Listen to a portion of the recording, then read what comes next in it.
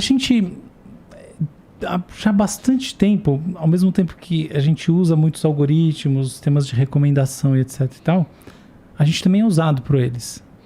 A gente alimenta eles pra caralho. E mais do que isso, a gente vem sendo treinado e agora existe uma questão assim, necessária a interagir de maneira eficiente. Então, por exemplo, fazer boas perguntas ou assim, ser prompteiro. Engenheiro de prompt, está sendo contratado. Engenheiro de prompt se tornou uma necessidade para quem quer usar esse tipo de coisa, tá? E isso daí faz parte do nosso momento, não é simplesmente assim, uma alucinação ou uma pequena febre. Isso é uma tendência que tudo indica que tende a se estabelecer e ser cada vez mais forte.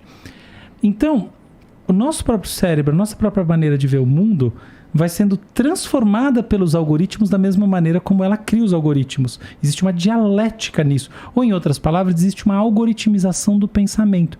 E ela vai muito além de um algoritmo de linguagem ou qualquer outro. Então, tem um par de estudos clássicos que, assim, ingleses, em 2000, fizeram ressonância do cérebro de taxistas e eles tinham o hipocampo, que é uma área de memória aumentada no cérebro.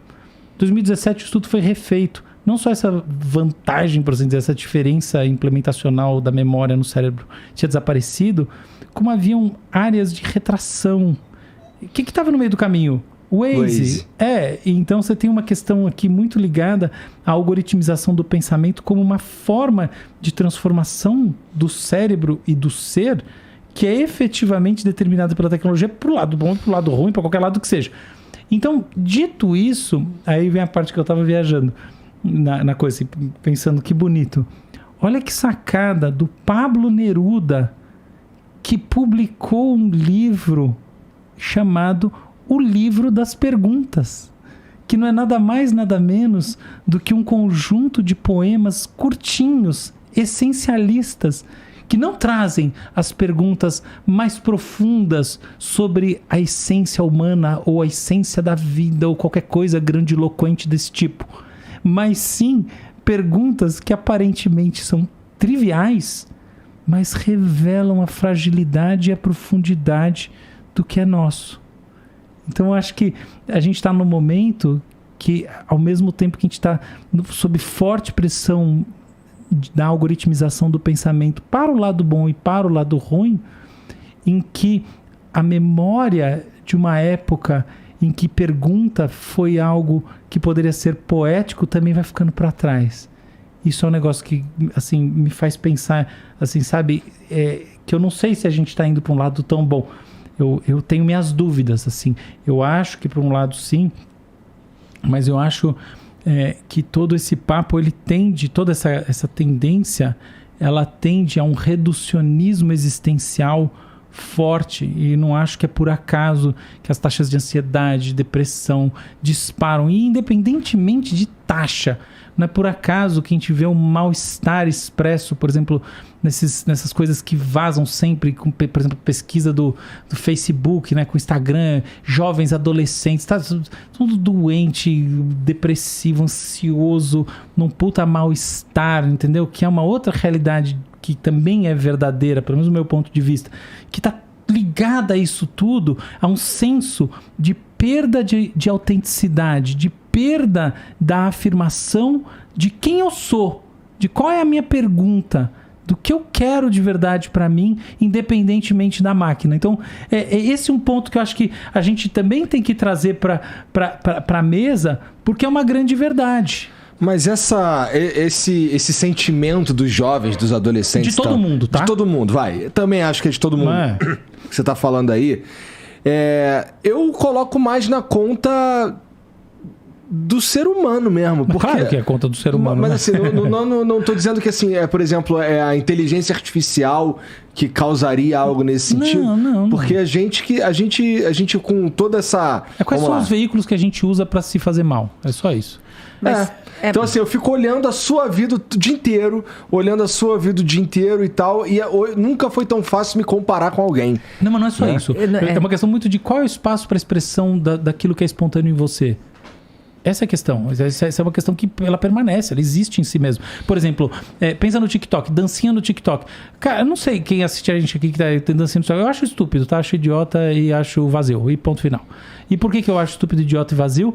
Porque você ganha projeção pela repetição.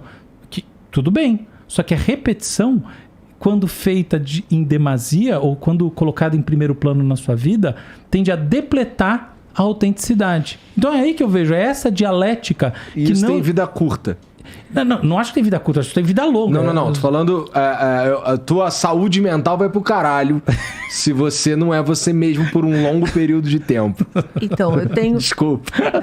Isso aí. Eu tenho uma visão disso que tem a ver com a tecnologia, não necessariamente com a inteligência artificial.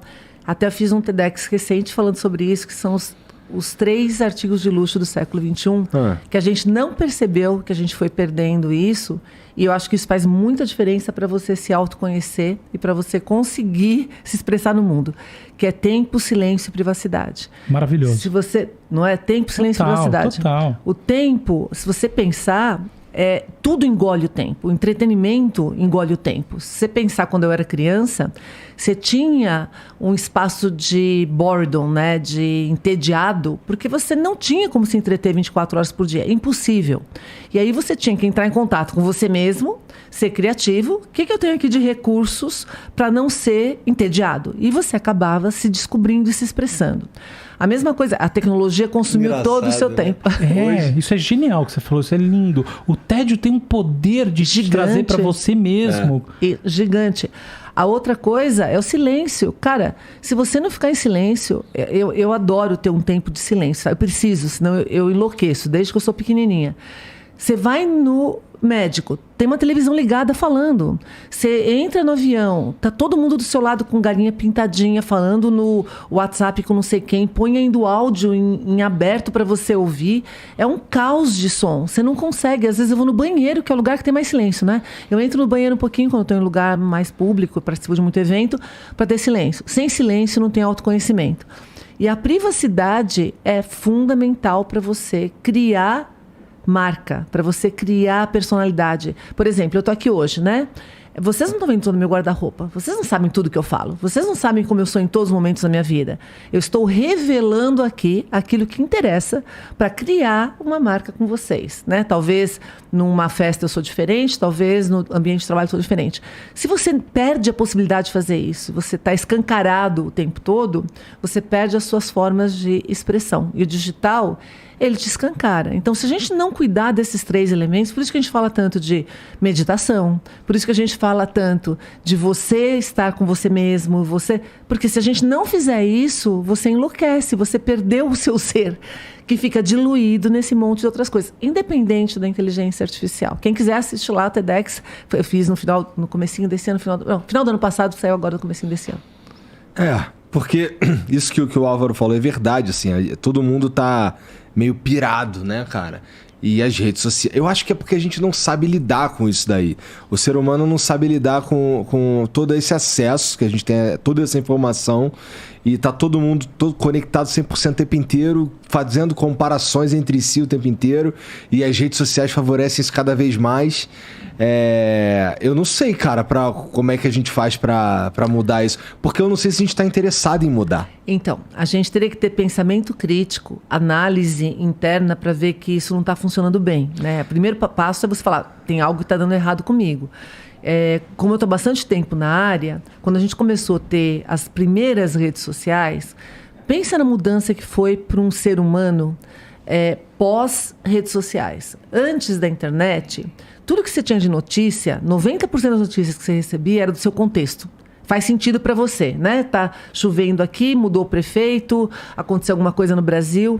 Quando entra a rede social, hoje, você recebe informação de outra cultura, em tempo real, de algo que para você tem um outro significado, não faz sentido. Então a gente é bombardeado de um monte de coisas que a gente não está preparado para lidar. Isso dá uma sobrecarga bastante grande.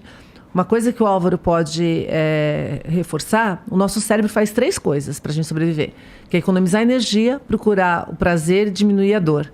O que acontece quando você está sobrecarregado? Você quer fuga. Então, qual é a fuga mais fácil que a gente tem hoje? Nas redes sociais. Se você deixar... E os streaming, tá? Vamos colocar aqui que o streaming tem uma parcela bastante grande de ocupar tempo e ser fuga para a maior parte das pessoas. E aí eu até brinco. Quantas vezes que as pessoas assistem série, ficam lá maratonando, uma série que você nem gosta, fofo. Você fica lá, assiste o próximo episódio, você nem quer assistir aquilo. Mas você continua naquele processo infinitamente. Então, de novo, né?